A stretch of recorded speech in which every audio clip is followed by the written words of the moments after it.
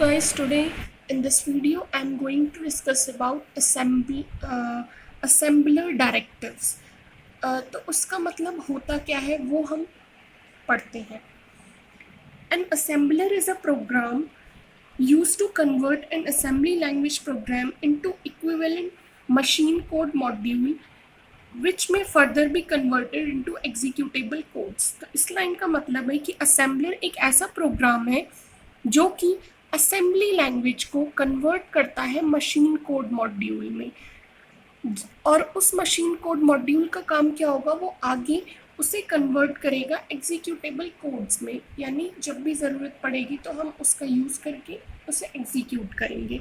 ये डिसाइड करता है the address of each label, हर लेबल का address, and substitutes the value for each of the constant and variable, और हर कांस्टेंट और वेरिएबल का जो सब्सटीट्यूट वैल्यू है कि मतलब उसकी जगह पे हम कौन सी वैल्यू रख सकते हैं, ये बताता है असेंबलर. It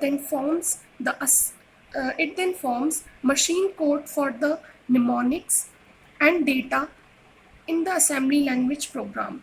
ये फिर क्या करता है, ये मशीन कोड निमोनिक्स के लिए बनाता है और असेंबली लैंग्वेज जो असेंबली लैंग्वेज प्रोग्राम है वो डेटा में चला जाता है.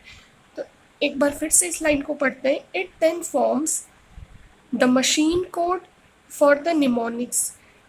बाद में ये मशीन कोड बनाता है निमोनिक्स के लिए, एंड डेटा, और डेटा को in the assembly language program. अच्छा, मतलब निमोनिक्स और डेटा बनाता है मशीन कोड में. मतलब ये मशीन कोड के लिए निमोनिक्स और डेटा बनाता है असेंबली लैंग्वेज प्रोग्राम में. मशीन कोड के लिए निमोनिक्स और डेटा बनाता है असेंबली लैंग्वेज प्रोग्राम में. अगर इस लाइन में कंफ्यूजन हो, please write in the comment section. While doing these things, इन सब चीज़ों को करते वक्त द असेंबलर में फाइंड आउट सिंटैक्स एरर. तो असेंबलर में कुछ सिंटैक्स एरर आ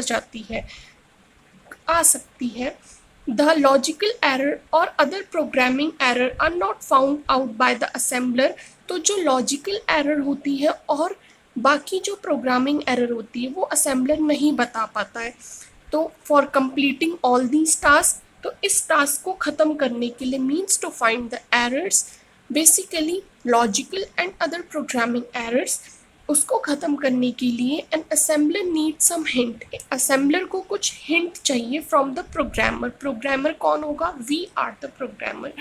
तो हमें उसे असेंबलर को कुछ हिंट्स देनी पड़ेंगी. That is the required storage for a particular constant और अ वेरिएबल. हिंट किसकी फॉर्म में देनी होगी हमें? जो भी हमारी स्टोरेज में कोई भी कांस्टेंट और वेरिएबल है, या फिर logical names of the segment, किसी सेगमेंट का लॉजिकल नेम होगा, टाइप्स ऑफ डिफरेंट रूटीन्स के टाइप का नेम होगा, या मॉड्यूल का, या फिर एंड ऑफ फाइल एक्सेट्रा. इस तरीके के हमें हिंट देने होंगे. These types of hint are given to the assembler using some predefined alphabetical strings called assembler directive. तो इसी हिंट को जब हम these type of hint are given to assembler, इसी तरीके की हिंट असेंबलर को दी जाती है. कुछ प्री डिफाइंड अल्फाबेटिकल स्ट्रिंग्स, मतलब कुछ हम पहले से ही एक स्ट्रिंग डिफाइन कर लेते हैं जो हमें असेंबलर को देनी है टू करेक्ट द एरर्स. तो उसी हिंट को हम कहते हैं assembler directive. And what can it do? It helps the assembler to correctly understand the assembly language programs to prepare the code. ये help करता है assembler को कि वो अच्छे से, सही तरीके से assembly language programs को समझें और आगे codes बनाएं. Another type of hint which helps the assembler to assign a particular constant with a label or initialize particular memory locations or label with constant is an operator.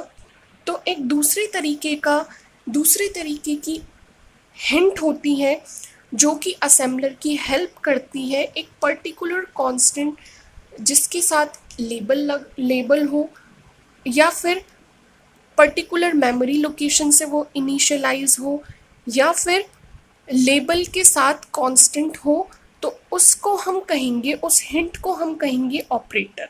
But if hint के साथ अगर alphabetical strings होती हैं तो वो assembler directive होते हैं।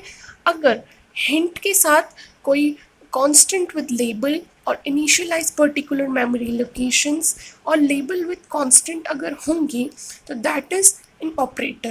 In fact, the operator perform the arithmetic and logical task, unlike directive that just direct the assembler to correct interpret the program to code it appropriately.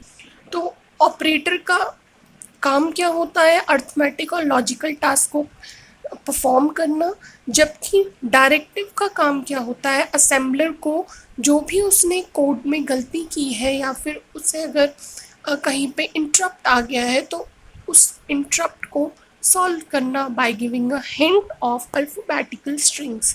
The following directive are commonly, there are some types of directive. If you want I explain this, then please write in comment section, and if you like this video then please like, subscribe and share. Thank you so much for watching.